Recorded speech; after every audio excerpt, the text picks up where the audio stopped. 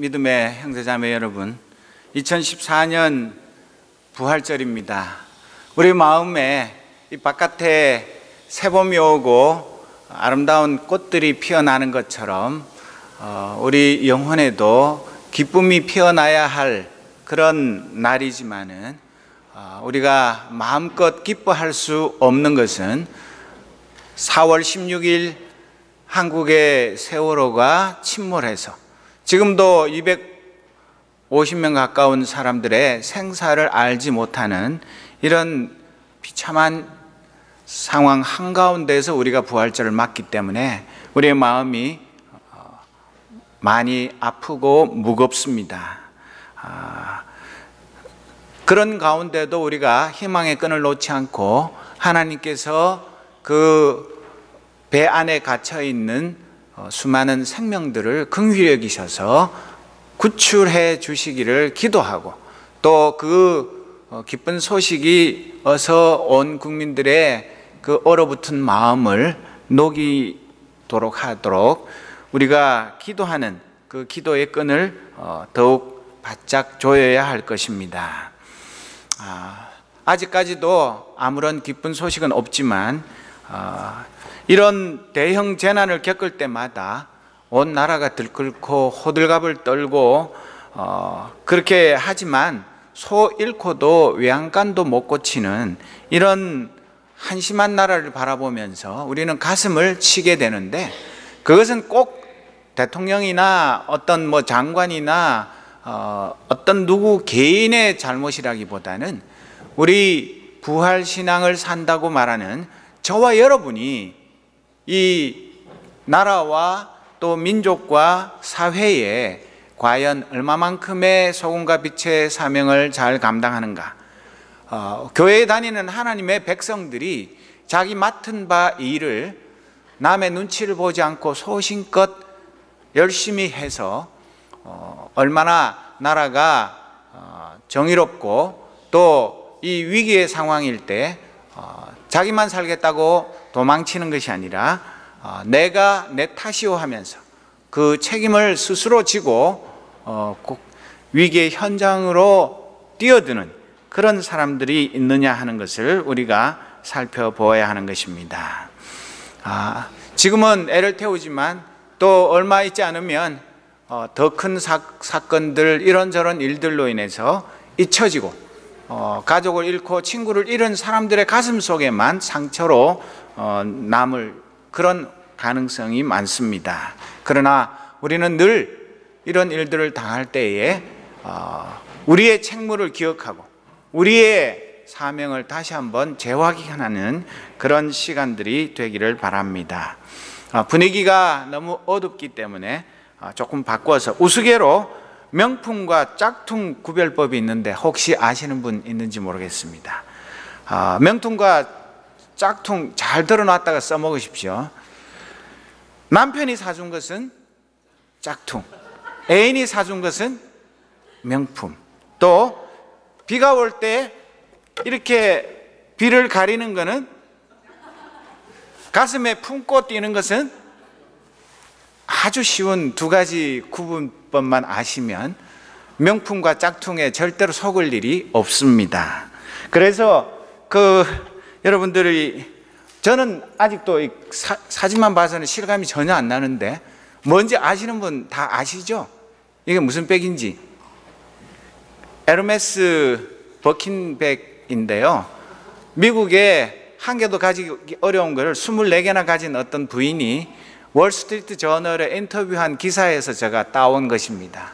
남편이 틈만 나면 사다 줘가지고 24개밖에 없다고 만면에 웃음을 짓고 이야기를 하는 그런 사람을 봤는데요, 최저가가 800만 원, 싱가포르 악어 가죽으로 만든 버킨백은 10만 파운드, 우리나라 돈으로 약 1억 7,200만 원을 호가하지만 돈이 있다고 해서 금방 사는 게 아니고 주문하고 나서 최소한 1년 반은 기다려야만 저런 백을 살 수가 있다고 합니다. 대부분의 사람들이 1억 넘는 거는 조금 힘들고, 보통 저 정도 수준 되는 사람은 6천만 원짜리 명품 백을, 에르메스 버킨백을 사는데 그렇게 안 해도 되는 것이, 한국에는 40만 원만 주면 6천만 원짜리하고 똑같은 짝퉁백을 살 수 있다고 합니다. 겉으로 봐서는 전혀 구분이 안 됩니다. 그렇기 때문에 40만 원만 지불하시면 6천만 원짜리 백의 효과를 보실 수가 있습니다. 그러나 아무리 머리끝부터 발끝까지 명품으로 몇 억 원어치를 떡칠을 한다 할지라도 그것이 우리를 명품 인생으로 만들어주는 것은 결코 아닙니다. 우리 교회도 우리 개인도 고난을 당하면 우리의 신앙이 진짜 가치 있는 명품 신앙인지 아니면 무늬만 그럴듯한 짝퉁 신앙인지, 그것이 숨길 수 없이 드러나는 것이, 평소에는 다 신앙 좋고 다 훌륭한 명품 신앙인처럼 보이지만 고난의 폭풍이 몰려올 때, 그때서야 비로소 우리의 신앙의 그 본래 면목이 드러나는 것입니다. 그래서 예수님의 제자들도 다 얼마나 예수님께 직접 훈련을 받았어, 또 둘씩 짝지어가지고 이스라엘 전역에 전도 파송을 받았을 때 어떤 병이든 다 고쳤습니다. 귀신도 쫓아냈습니다. 그러니까 자기들은 얼마나 신납니까? 야, 우리 선생님만 할 줄 아는 줄 알았는데 나도 하니까 되네. 어떤 병이든 간에 내가 의사 아닌데 예수님의 이름으로 명령만 하면 병이 다 나. 생전 귀신 들린 사람 근처에도 못 가던 사람이 귀신 들린 사람에게 예수 그리스도의 이름으로 명하노니 나가라, 명령 한마디에 귀신이 꼼짝 못하고 나가. 이야, 나도 뭔가 이제 좀 되나 보다. 꽤 이제 목에 힘이 들어가고 누구든 덤벼. 병 걸린 사람 있으면 나한테 좀 데려와봐. 귀신 들린 거 그거야 우습지. 이렇게 큰 소리 뻥뻥 치면서 예수님이 이스라엘의 왕이 되면 나는 국무총리, 나는 요즘은 이름이 하도 잘 바뀌어가지고 안전행정부 장관, 나는 무슨 부 장관, 이런 식으로 서로 자기가 더 높은 자리에 앉겠다고 엄마까지 동원해가지고 치맛바람까지 일으키던 사람들이 제자들이고, 예수님이 십자가 달려 돌아가시기 바로 전까지 내가 높네 네가 높네 그거 가지고 말다툼을 하던 사람들입니다. 그런데 그들의 믿음의 미천이 어떠했습니까? 굉장한 신앙의 소유자고 어떤 어려움이 와도 눈도 하나 깜짝 안 할 줄 알았던 그 제자들이 막상 예수님을 체포하러 로마 군인들이 무장을 하고 횃불을 들고 예수님을 잡으러 왔을 때, 베드로는 자기의 마음속의 두려움을 감추기 위해서 단검을 빼서 그 종의 귀를 쳤지만, 사실 자기가 진정 용기가 있었으면 그 정도로 그치지 않았을 것입니다. 그리고 예수님이 가장 사랑하던 제자가 누구죠? 예수님 품에 안겨서 최후의 만찬을 한 사람 누구예요? 요한. 요한은 웬일인지 모르겠는데 성경에 보면요, 안에 아무것도 안 입고 그 헛 이불만 이렇게 둘둘 말아 가지고 있다가 로마 군인들이 자기들을 잡으려니까 그것도 활짝 벗어버리고, 그럼 어떻게 됩니까? 알몸으로 그러면 날 살려라 하고 도망갔다는 이야기가 유언비어가 아니라 마태복음 27장, 마가복음 14장 51절 52절에 보면 기록되어 있습니다. 그러니까 그렇게 모든 질병도 고치고 귀신도 쫓아내던 그런 예수님의 12제자, 최정의 제자들이 자기가 죽은 것도 아니고 막상 잡혀가서 무슨 고문을 당한 것도 아닌데 잡으러 온 로마 군인들 그것만 보고 겁에 질려가지고 그런 추태를 부리게 된 것을 보여주는 것입니다. 오직 예수를 섬기며 갈릴리에서부터 따라온 많은 여인들, 그들만이 예수님을 끝까지 따라갔습니다. 막달라 마리아와 여인들은 부활의 새벽에 맨 먼저 예수님의 무덤을 찾아갔습니다. 제자들은 밤에 잠도 못 자고 자기들 잡혀가면 어쩌나, 내 신분이 들통나면 어쩌나, 지금 지명수배돼 있을 텐데 내가 이제 앞으로 어떻게 살아야 되나, 그런 불안한 마음을 감추지 못하고 문을 꼭꼭 걸어 잠그고 그저 무사히 이 태풍이 지나가기만 기다리고 있었는데, 이 여인들은 그러거나 말거나 예수님의 무덤으로 제일 먼저 달려갔습니다. 거기서 빈 무덤을 발견하고 제자들에게 달려가서 예수님 무덤이 그 큰 돌문이 열리고 그 앞에 지키던 로마 군인들도 안 보이고 안에 아무것도 없는데 어떻게 됐을까요? 지금 이렇게 됐는데 가봐야 되지 않겠어요? 그 이야기를 듣고 베드로와 요한이 달려가서 빈 무덤을 확인했지만 예수님이 부활하셨으리라고는 꿈에도 상상하지 못하고 이상하네, 이게 웬일일까? 그렇게 고개만 갸웃갸웃하면서 도로 돌아가고 말았습니다.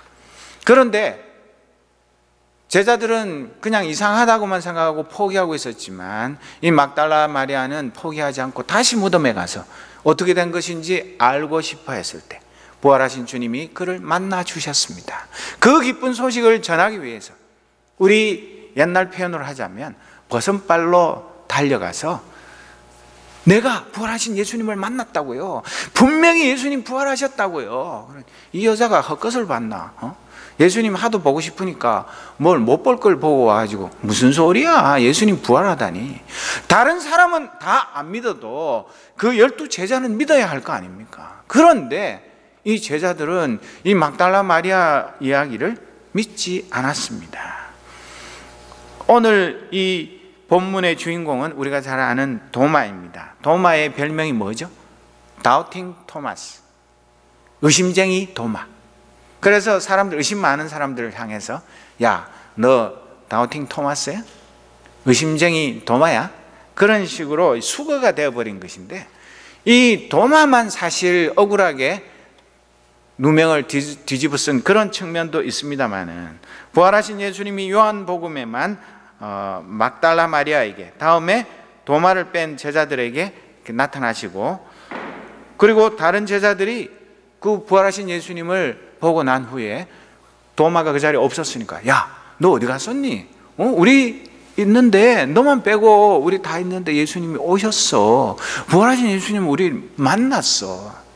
그렇게 얘기하면 왜 그랬지? 왜 나만 빼고 우리 주님이 부활하신 모습을 보여줬을까? 안타까워해야 되는데 이 도마는 뭐라고 말했습니까? 나는 내 눈으로 그의 손에 있는 그 못자국을 보고 내 손가락을 그 못자국에 넣어봐야 되고 또 내 손을 그 옆구리 창자국 거기에 넣어가지고 이렇게 만져봐야지만 믿겠다. 너희들 아무리 떠들어도 난 못 믿어. 그런 말 하지 마. 나는 안 본 건 절대로 안 믿는 사람이야. 난 원래 그런 사람이야. 그런 식으로 이야기를 했습니다. 그런데 그것이 꼭 불신앙 때문이라기보다는 어쩌면 속으로는 의심하면서 겉으로 믿는 척하는 것보다 사실은 솔직하게 난 못 믿겠다, 그렇게 말하는 게 더 나을지도 모릅니다. 많은 크리스천들이 부활절 예배에 참석하면서도 에이, 예수님이 뭐 부활하다니 사흘 만에 뭐 이미 몸이 얼마나 썩었을 텐데, 여기도 아니고 이스라엘의 그 더운 지방에서 사흘이 지났다면 아이고 그거 볼 것도 없는데 무슨 부활 같은 그런 의심을 하면서도 겉으로는 내가 그런 소리 하면 야, 너 진짜 예수 믿는 거 맞아? 그런 퉁을 들을까 봐 아닌 척하고 있는 사람들도 없지 않아 있습니다. 우리 주위에는 의심쟁이 도마와 사촌지간인 사람들이 꽤 많이 있을 것입니다. 그만큼 부활하신 예수님을 직접 만나고 싶고 자기 눈과 손가락으로 확인하고 싶은 이 도마가 솔직하게 말한 것, 그의 마음을 전혀 이해 못할 것은 아닙니다. 도마가 예수님의 부활을 아주 못 믿겠다는 것이 아니라 다른 친구들은 만나주시고 자기만 빼놓은 예수님에 대해서 섭섭한 마음도 틀림없이 있었을 것입니다. 여러분은 오늘 2014년 부활절 예배를 드리면서 진짜 부활하신 주님을 이 도마와 같이 내가 손으로, 내가 눈으로, 내가 또 그 예수님의 그 상처 자국을 직접 확인해보고 믿고 싶다, 그런 마음이 얼마나 간절하십니까? 이 예수님이 두 번째 제자들에게 나타나신 후에 8일 동안에는 또 예수님이 어디 가셨는지 제자들에게 나타나지 않았습니다. 그 8일 동안에는 도마는 어땠을까요? 얼마나 씩씩거리면서 참 이상한 예수님이네. 아니, 나보다 더 믿음 없어 보이는 다른 제자들한테는 다 나타나고 내가 어떤 사람인데 나만 빼놓고 이럴 수가 있나? 야, 진짜 너무하시네. 언젠가 나도 만나 주시겠지. 그럼 내가 진짜로 확인을 확실히 해보고 내가 예수님을 믿을 거야. 그런 마음으로 초조하게 기다리고 있었을 텐데 8일 후에 제자들이 다 집에 모여 있고, 그때는 도마도 있고 집에 문은 꼭 닫혀 있는 그런 상황에서 예수님이 호련히 그 제자들의 한가운데 나타나셔서 너희에게 평강이 있을지어다, 그런 인사를 하셨습니다. 그때 제일 기뻤던 사람은 도마 아니겠습니까? 드디어 찬스가 왔구나. 나도 부활하신 예수님을 만나게 됐구나. 정말 잘 됐다. 왜 예수님이 나만 빼놓고 그러셨는지 내가 한번 따져봐야지. 뭐 평소에 섭섭한 거 있어요? 예수님이 그렇게 잘 삐치시는 분이에요? 왜 나만 갖고 그래요? 그런 식으로 예수님한테 투정을 부리고 싶었겠지만은 그럴 새도 없이 예수님께서 도마가 그 제자들에게 그런 이야기를 할 때 예수님 그 자리에 안 계셨는데 꼭 그 자리에 계셨던 분처럼 도마야, 네 일로 와봐. 네가 전에 얘기했잖아. 네 손가락으로 내 그 손에 상처 만져본다며, 내 옆구리도 만져본다며. 이게 카라바치오가 그린 그림인데 이제 실제로 그랬다는 게 아니라 이제 이 말씀을 가지고 그림을 그렸지만, 해봐. 내가 여기 있잖아. 그러니까 너 섭섭한 거 풀고 와서 다 확인해. 그렇게 예수님이 얘기를 하시면서 확인하고 난 다음에 의심을 떨쳐버리고 믿음을 가져라, 그렇게 말씀하셨습니다. 그런데 이 그림처럼 실제로 도마가 했다는 성경 구절은 없습니다. 그런 걸 보면 이 카라바지오의 그림은 아마도 이렇게 하고 싶었을 것이다 하는 도마의 그 희망을 그림을 그린 것입니다. 그런데 여러분들은 이 성경을 읽으면서 어떤 생각을 하십니까? 예수님이 그 자리에 안 계셨는데 어떻게 하셨을까? 아니, 이상하잖아. 그리고 예수님은 문이 꼭꼭 닫혀 있는데 어떻게 갑자기 이제 한가운데 뿅 하고 나타나셨을까? 무슨 외계인도 아니고. 그런 생각을 하실 수도 있을 것입니다. 그러나 이 부활하신 예수님은 부활하기 전에 그 인간의 몸은 그대로 입고 있으셨지만 이미 부활하시면서 신령한 몸, 완전한 몸으로 그의 몸이 변화되신 것입니다. 그래서 고린도전서 15장 42절부터 45절에 있는 말씀처럼 죽은 사람들의 부활도 이와 같습니다. 썩을 것으로 심는데 썩지 않을 것으로 살아납니다. 비천한 것으로 심는데 영광스러운 것으로 살아납니다.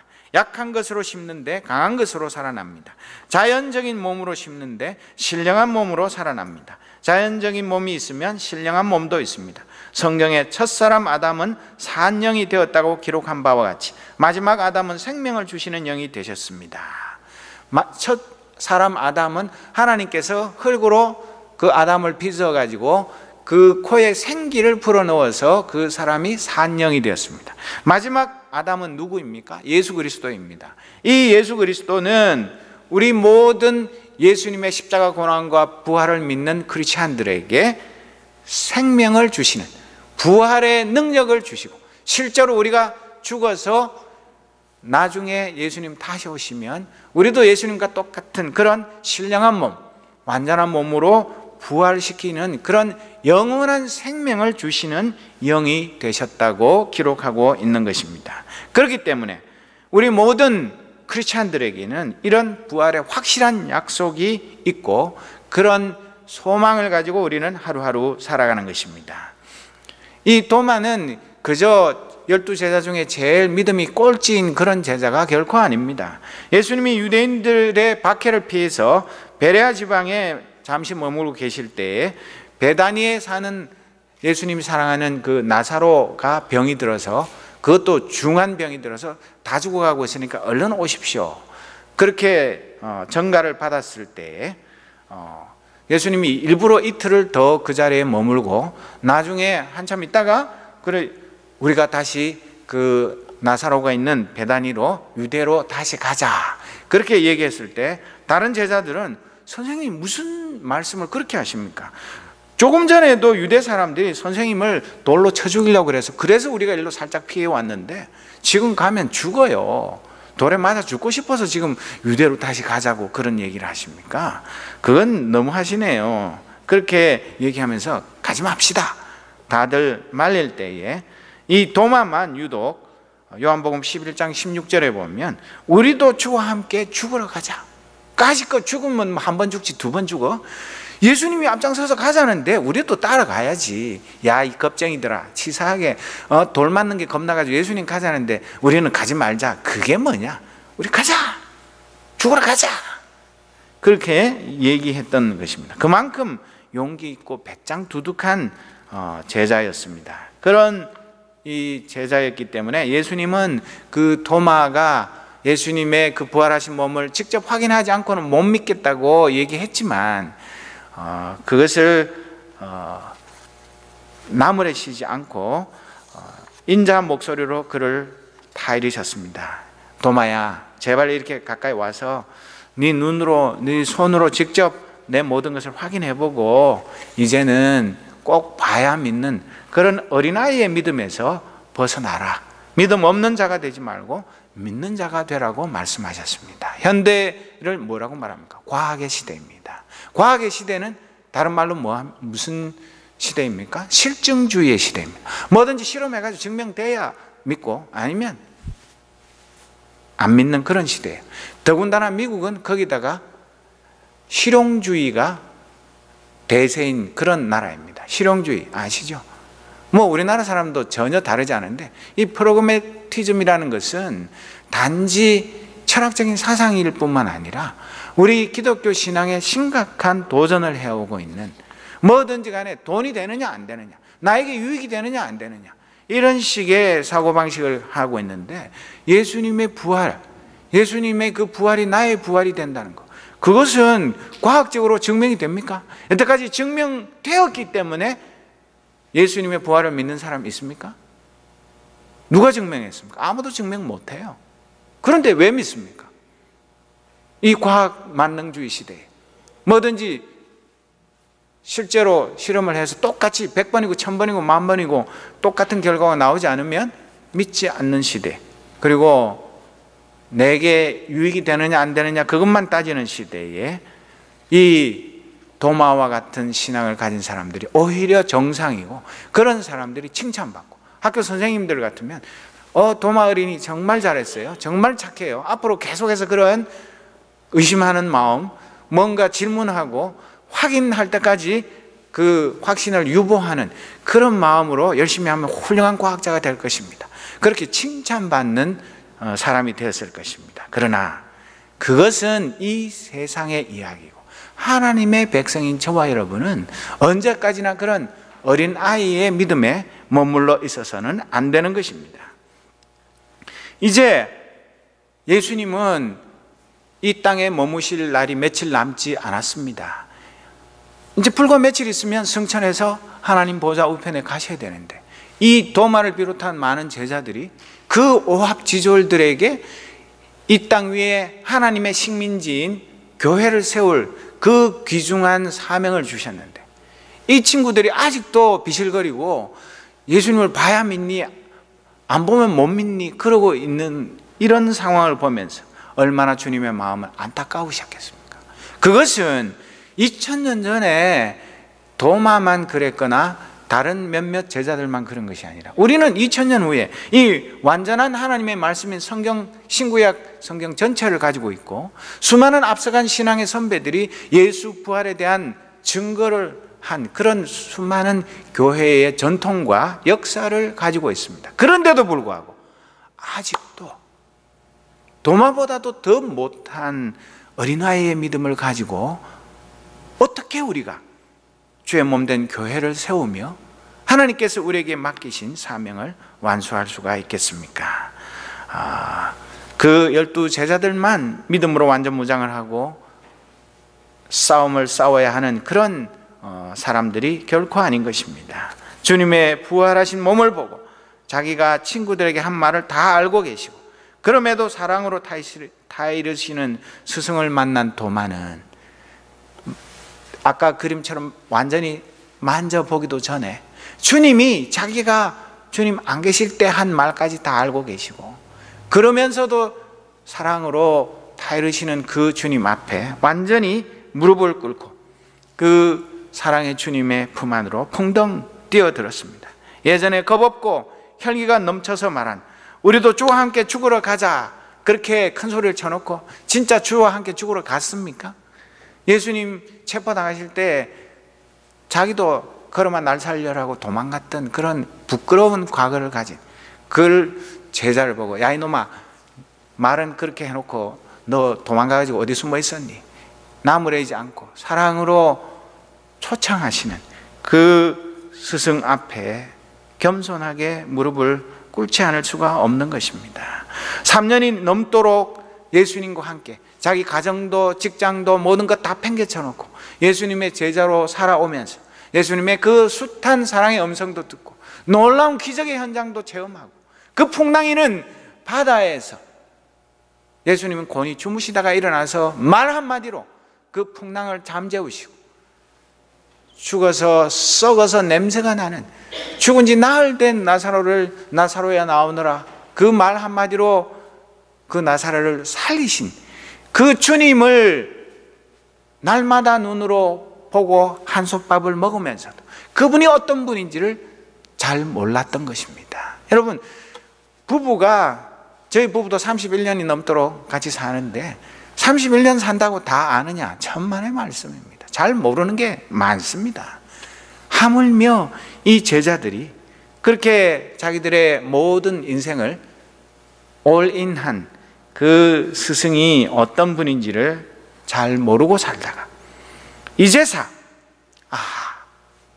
이분이 그냥 우리의 영적인 스승, 위대한 스승, 우리가 사모하고 사랑하던 선생님이 아니라 이분이야말로 바로 나의 주님, 나의 하나님이시구나. 그것을 성령께서 깨닫게 하시니까 불현듯 깨닫고 그 부활하신 주님 앞에 무릎을 꿇고 그냥 자기도 모르게 나의 주님, 나의 하나님이라고 부르짖게 된 것입니다.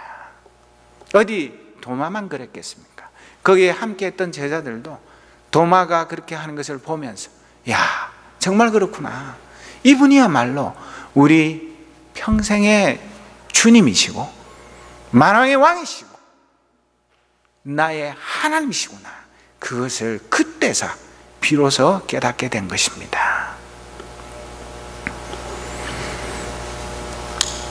그런데 안타깝게도 2000년 세월이 흐르면서 수많은 신앙의 선배들은 이 도마와 같은 신앙 고백을 하고 믿음을 가졌기 때문에 부활의 산 소망을 가졌기 때문에 사자굴에도 들어가고 검투사들의 검에 자기 몸이 갈갈이 찢겨서 죽기도 하고 온갖 순환을 당하면서 그 로마 근교에 가면 카타콤 여러분 중에 가보셨겠지만 그 지하 미로 속에서 끈질기게 이 신앙을 잃지 않기 위해서 투쟁하던 그런 아름다운 신앙의 선배들, 또 이번 한국 가톨릭인 100 몇십 명이 한꺼번에 순교자로 성인 칭호를 받게 되는 그런 일들도 있지만 앞서간 많은 신앙의 선배들은 자기의 목숨도 아까워하지 않고 이 부활 신앙을 지키기 위해서 최선을 다했는데 오늘 우리는 과연 주님은 나에게 생명도 주셨고 자신의 명예도 주셨고 자신의 전부를 다 주셨는데 우리는 부활하신 주님을 예배하는 이 시간, 이 순간까지 무엇을 주님을 위해서 희생하며 무엇을 주님을 위해서 드리며 살아왔는가? 그리고 과연 내 마음속에서 나도 모르게 우러나온 그 부활하신 주님 앞에 나의 주님, 나의 하나님, 그 말은 이분만이 나의 전부이십니다. 이분만이 내 생애의 존재의 이유이십니다. 이분에게 나의 전부를 아낌없이 드리겠습니다. 왜? 그분이 먼저 자신의 전부를 나에게 주셨기 때문에. 그분이 주신 것에 비하면 내가 나의 전부를 드린다 해도 만분의 일, 억만분의 일도 안 되는 것을 알기 때문에 그렇게 고백하게 되는 것입니다. 이 도마를 비롯한 그 자리에 있었던 모든 제자들은 자기들이 예수님의 12제자로 부름을 받아서 예수님께서 놀라운 기적을 행하고 천국 복음을 전파하실 때 얼마나 어깨에 힘이 들어가고, 그러면 그렇지, 정말 우리는 예수님을 선택한 게 잘한 거야, 정말 우리의 모든 것을 다 포기하고 예수님의 제자로 나선 것이 100번 잘한 일이라고 그렇게 자부심을 가졌었겠지만, 예수님이 몇 번이나 거듭거듭 말씀하셨는데도 체포당하셔서 신문당하고 십자가 달려 돌아가시고, 그때에는 완전히 패닉이 와서 멘붕이 돼가지고 뭐 그런 저런 거 다 잊어버리고 그저 자기 목숨을 건지는 일에만 급급했던 그런 제자들이 이 부활하신 주님의 사랑의 음성 앞에 완전히 녹아서 이제사 비로소 진짜 제자로 거듭나는 그런 은혜를 누리게 된 것입니다. 예수님도 이 도마의 신앙 고백을 받으시고 얼마나 기뻐하셨겠습니까? 됐다, 이제는 이 내 제자들이 오합지졸이 아니라 이들을 통해서 이 땅 위에 내 교회를 세우리라, 그렇게 기뻐하셨을 것입니다. 그리고 비로소 제자들은 예수님의 그 천국 사관학교의 졸업장을 받게 된 것입니다. 거기다가 예수님은 확실한 도장을 찍으셨습니다. 너는 나를 보았기 때문에 믿느냐? 나를 보지 않고도 믿는 사람은 복이 있다. 꼭 봐야 믿습니까? 여러분, 부모님이 지금 한국에 계시는데 내가 뭐 화상통신을 할 수 있지만 지금 이 순간에도 부모님이 날 사랑한다는 것을 내가 눈으로 확인하고 엄마 날 사랑해, 아빠 날 사랑하는지 안 하는지 분명히 확실하게 얘기해. 그래가지고 얘야 당근이지 뭐 꼭 그 얘기 들어야지만 압니까? 안 봐도 알잖아요. 어떻게 압니까? 안 봐도 부모님의 사랑이 지금까지 수십 년 동안 변함없이 나를 지탱해 주는 원동력이 되었기 때문에 뭐 보나 마나죠. 그와 마찬가지로 우리가 주님을 사랑하는 것이 꼭 내 눈으로 보고 내 손으로 만져서 확인을 하고 그랬기 때문에 믿는 그런 유치한 신앙이 아니라 보지 않고도 믿는 이 더 차원 높은 믿음을 우리는 소유하는 은혜를 누리게 되었기 때문에, 따지고 보면 우리는 제자들처럼 집도 버리고 가정도 버리고 직장도 버리고 예수님을 4년 반 정도나 졸졸 따라다니면서 돌에 맞아 죽을 뻔도 하고 배도 고프고 그런 고생도 안 하면서 더 큰 은혜를 누리게 되지 않았습니까? 그래서 오늘 우리가 이 자리에 나와서 하나님 앞에 부활절 예배를 드리고 있지 않습니까? 그런데 정말 보지 않고 믿는 자의 복이 나의 복, 우리의 복, 우리 교회의 복이 맞느냐 하는 것입니다. 이것이 문제인 것입니다. 얼마나 많은 크리스찬들이 이 지구상에 70억 인구 중에 뭐 20억이니 23억이니 뭐 해마다 얼마가 늘어가니 그런 이야기를 하지만 그 숫자가 문제가 아니라 내가, 우리 교회가 정말 이 도마와 같이 나의 주, 나의 하나님으로 예수님을 믿고 따르며 보지 않고 믿는 자의 복을 얼마나 누리며 살아가고 있는가, 이것이 중요한 것입니다. 그렇지 못하다면 우리는 참 이 세상에 불쌍한 사람들이고 한심한 사람들이고, 이 좋은 날씨에 공원에 나가서 고기 구워 먹으면서 신나게 노는 게 100번 낫지, 뭐하러 여기 와서 예배드리고 부활절 특별 헌금하고 뭐 때문에 이런 예배를 드리고 있을 것입니까? 그런 것을 생각하면 정말 우리가 아직 예수님의 부활하신 몸과 같이 신령한 몸, 완전한 몸을 입은 상태는 아니지만 우리는 이미 그 부활의 분명한 약속이 주어져 있고, 이 땅에서 예수님께서 뭐라고 말씀하십니까? 담대하라, 내가 세상을 이기었노라 말씀하셨는데, 우리가 진짜 두려워하는 것이 무엇입니까? 우리의 건강, 우리의 직장, 삼성생명 1000명 해고했다고 그러는데 뭐 우리 직장에서 그냥 나도 모르게 방 빼는 그런 것 두렵습니까?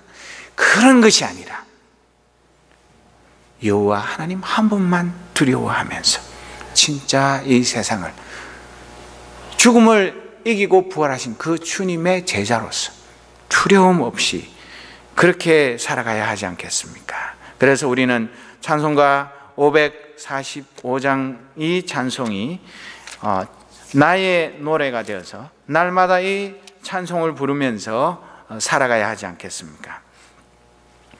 이 눈에 아무 증거 아니 배워도 믿음만을 가지고서 늘 걸으며, 이 귀에 아무 소리 아니 들려도 하나님의 약속 위에 서리라. 다 같이 걸어가세 믿음 위에 서서, 나가세 나가세 의심 버리고, 걸어가세 믿음 위에 서서, 눈과 귀에 아무 증거 없어도. 이런 믿음을 가지고 주님의 뒤를 따르는 십자가의 군병이 되기만 하면 우리를 통해서 주님의 부활의 증거가 나타나고, 우리를 통해서 이 땅 위에 하나님의 나라가 건설되지 않겠습니까? 우리는 세상 사람들이 알아주는 유명 인사 아니어도 괜찮습니다. 돈이 많지 않아도, 지위가 높지 않아도, 인물이 잘생기지 않아도 괜찮습니다. 가진 것 아무것도 없어도 괜찮습니다. 그러나 이 부활신앙만큼은 절대로 누구에게 2등을 양보하지 마십시오. 1등을 양보하지 마십시오. 2등, 3등 되려고 하지 마십시오. 정말 내 속에 예수 부활의 신앙으로 온 몸에, 온 영혼에 가득 차서 내가 하는 말, 내가 하는 일, 내가 하는 모든 것이 이 예수 부활의 향기를, 예수 부활의 능력을 풍기는 하나님의 자녀, 예수 그리스도의 제자로 살아가게 되면 우리를 통해서 하나님이 영광 받으실 뿐만 아니라, 아직도 이 부활의 기쁜 소식, 이 부활의 소망을 가지고 살지 못하면서 그저 하루 벌어서 하루 먹고 살며 죽으면 이 허무한 인생이 끝나는 줄로 아는 저 불쌍한 영혼들, 지금도 하나밖에 없는 자식 죽으면 다시 애를 낳을 수도 없고 우리 집에 대가 끊어진다고 염려하는 저 안타까워하는 실종자 가족들에게 우리가 같이 울지만, 이 세상에서의 이별이 끝이 아니라 부활의 그 새하늘과 새 땅이 있음을 우리가 입술로가 아니라 온몸으로 증거해서 그들이 산 소망을 가지고 다시 거듭나는 그런 놀라운 역사가 일어나도록 우리가 다시 한번 부활신앙으로 무장하고 부활의 증인이 되는 놀라운 은혜가 임하는 이 2014년 부활절이 되기를 주님의 이름으로 축복합니다. 기도하겠습니다.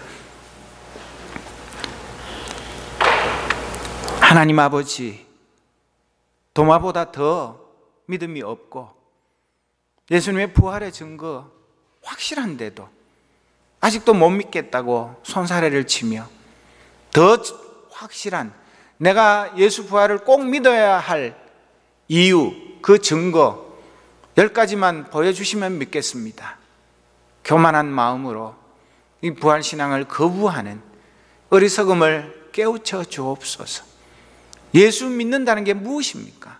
예수님이 나를 위해서, 인류의 죄를 위해서 십자가에서 대신 죽으시고 성경대로 사흘 만에 부활하셔서 모든 믿는 자들에게 부활의 산 소망이 되어주신 이 믿음의 핵심을 우리가 갖지 못하면 우리가 무슨 예수님의 제자며 하나님의 자녀이겠습니까? 오 주님, 우리의 믿음 없음을 불쌍히 여기시고 이 시간 성령 하나님, 우리의 마음을 활짝 열어주시고 도마의 영의 눈을 열어주셨던 그 주님이 찾아오셔서 우리의 영의 눈을 열어주셔서 나의 주님, 나의 하나님 고백하며 일평생 이 부활의 신앙 증거하며 살다가 부활하신 주님을 만나서 그 주님의 품에 안겨서 날 위하여 자신의 전부를 주신 그 주님을 평생토록 영원토록 사랑하며 살아가는 하나님의 친백성들 되게 하여 주옵소서. 예수 그리스도의 이름으로 기도드립니다.